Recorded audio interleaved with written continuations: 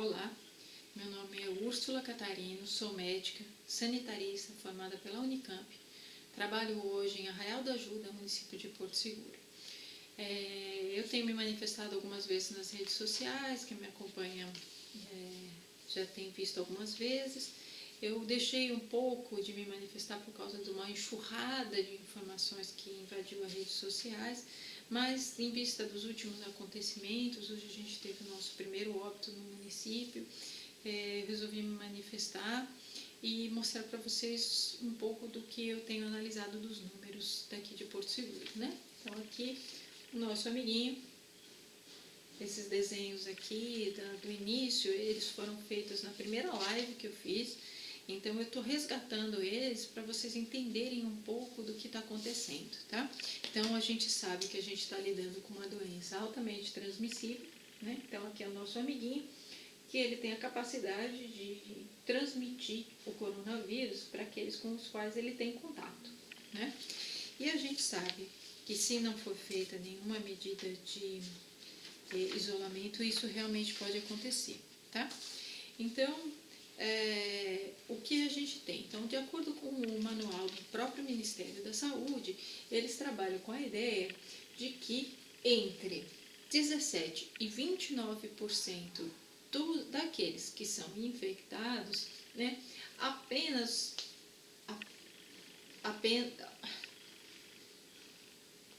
bom, corta aí, tá, Thaís? Então, ó, a gente sabe que dentre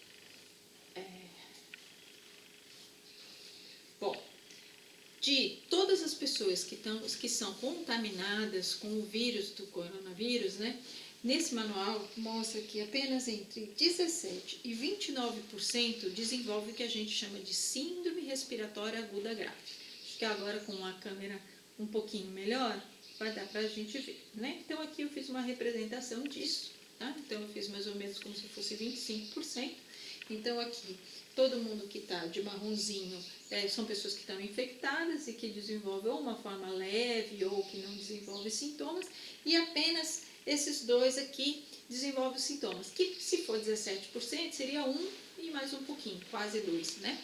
Então, se a gente hoje no município só está testando os casos graves, então a gente está testando desses daqui que desenvolvem a síndrome respiratória, só aqueles graves. Então, a gente tem já a ideia de que os números de Porto Seguro são, no mínimo, 5 vezes maior do que os apresentados e podendo chegar a 10, 12 vezes maior.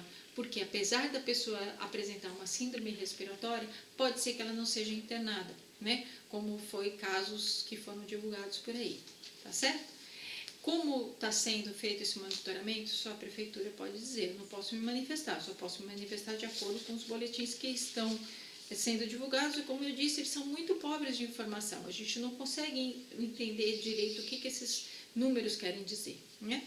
Então, dessas pessoas, então assim, né, então a gente já tem desses daqui, ou seja, esse vermelhinho aqui, vamos dizer, ele foi internado. Então, daqueles que são internados, a cada mais ou menos 10 pessoas que são internadas, uma vai a óbito. É isso que esse desenho quer dizer, né? Então aqui, mesmo no próprio manual, tá? O manual mostra que entre 11% e 15% de letalidade. Esse manual é do início de março. Várias coisas já foram descobertas até então, muitas coisas estão sendo colocadas, mas o que a gente tem visto é que a letalidade e o comportamento da doença dentro do Brasil, ela continua se comportando da mesma maneira. Então, assim, não houve mudança, né? A introdução dos anticoagulantes, a introdução da cloroquina, do genérico da Anitta, né? Não interferiu nesses números. Pode ser que para aquela pessoa específica isso possa ter ajudado, tenha evoluído melhor. Cada caso é um caso, mas a gente está vendo que, no geral, os números no Brasil, eles estão seguindo a mesma tendência que já era desde o início da pandemia, tá?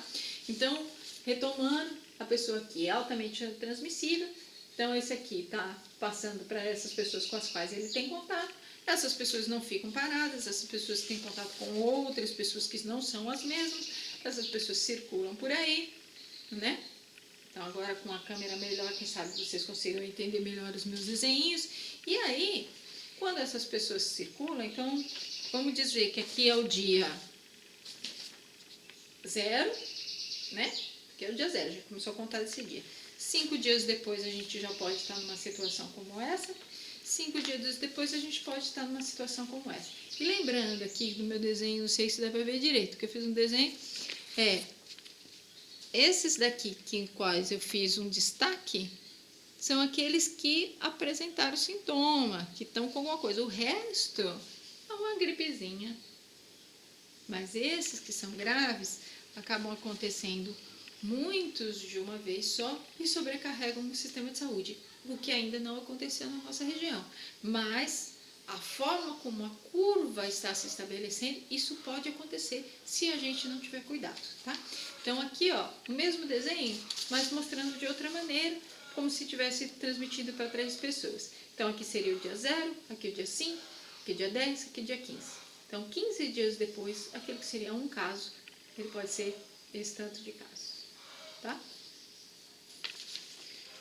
E por enquanto, a única alternativa que a gente tem, sem teste, sem saber quem é que tem a doença, quem é que não tem a doença, é o isolamento social. Lembrando, todos esses desenhos aqui eu fiz na primeira semana da pandemia, né? Então, tudo isso para quê? Para tal do achatamento da curva. Então, o nosso objetivo é que a gente tenha uma distribuição de casos tal que seja menor do que a capacidade que a gente tem de atendimento, porque tudo que fica acima da linha da nossa capacidade de atendimento fica sem atendimento.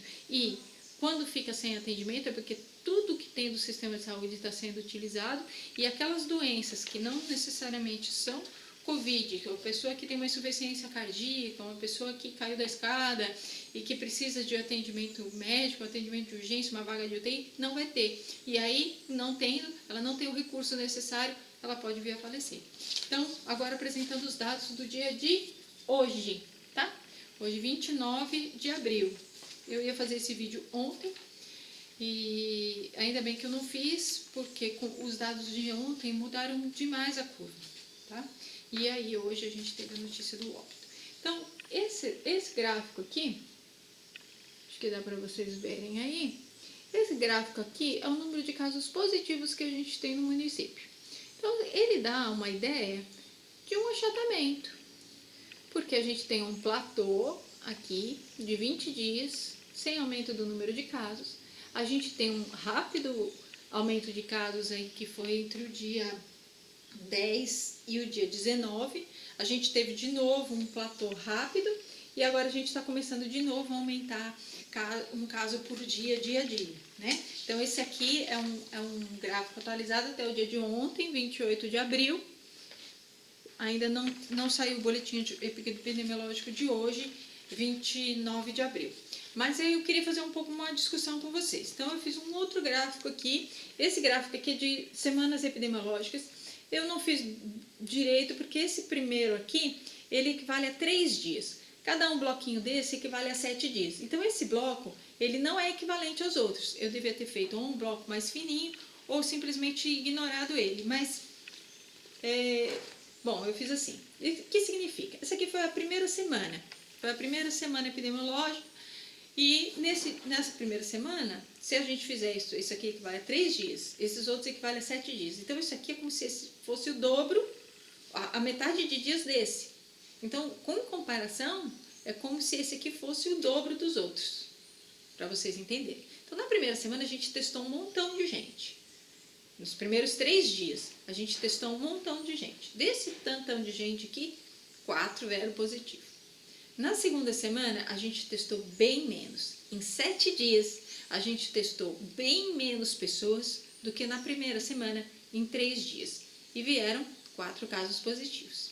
Aqui foi aquele platô, que foi um platô de 20 dias, que a gente não teve casos novos. Então, a gente teve aqui, ó, mas você vê que, ó, foi diminuindo o número de testagem, e aqui, de novo, começou a aumentar o número de testagem, e, ó, caiu a testagem. Só que caiu a testagem, mas mantendo o mesmo número de positivos no início da pandemia. Então, a gente está testando muito menos pessoas e a quantidade de positivos, para o tanto que está sendo testado, está sendo muito maior proporcionalmente. Então, para vocês terem uma ideia do que está acontecendo, isso através dos números apresentados naquele boletinzinho do Instagram da Prefeitura. Eu não sei como é que eles estão trabalhando com esses dados internamente, quais são as ideias oficiais. E até o dia 27, ou melhor, a partir do dia 17 de abril, esse boletim epidemiológico ele traz uma novidade. Ele traz o número de casos de síndrome respiratória. Como eles estão classificando essa síndrome respiratória, o que significa essa síndrome respiratória para eles, como está sendo, não sei, né? Eu não sei, mas apareceu esse número e aí eu comecei a acompanhar esse número. Então eu tinha feito esse para gravar o vídeo ontem, mas ontem foi meu aniversário, eu falei, não vou me estressar com isso, vou deixar para amanhã. E foi bom que eu não fiz, porque esse era o gráfico de ontem, então eu tinha feito na folhinha, achando que então aqui eu ia conseguir continuar acompanhando. Só que não deu, eu tive que mudar porque o número de casos de síndrome respiratória aumentou tanto que eu precisei mudar o papel. Então aqui para vocês entenderem, olha, aqui dia 17, 18, 19, 29. Então aqui é o número de casos de síndrome respiratória no boletim epidemiológico da Prefeitura. Essa curva, ela está achatada? Vocês acham que ela está achatada? Né? Então, a gente tem um aumento bem importante, bem exponencial, isso é o desenho do exponencial da curva, e temos o nosso primeiro óbito, tá? Então, é isso que eu queria apresentar para vocês, é só uma discussão sobre aquilo que está aí, para todos, é o que está sendo divulgado, o que é público, então a gente não está falando não estou fazendo a discussão de subnotificação, eu não estou fazendo a discussão da metodologia, nada.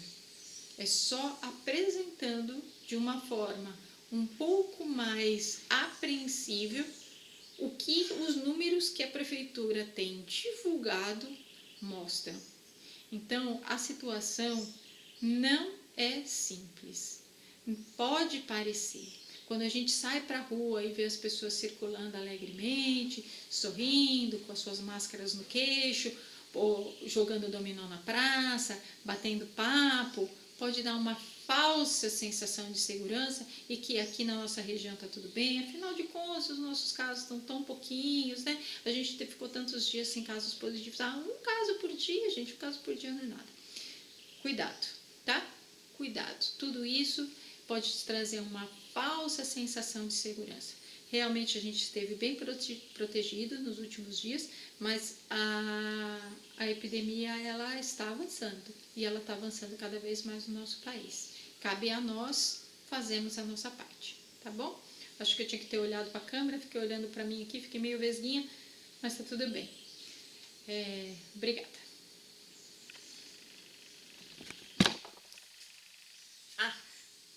Põe essa parte, tá? Corta a minha saidinha e volta.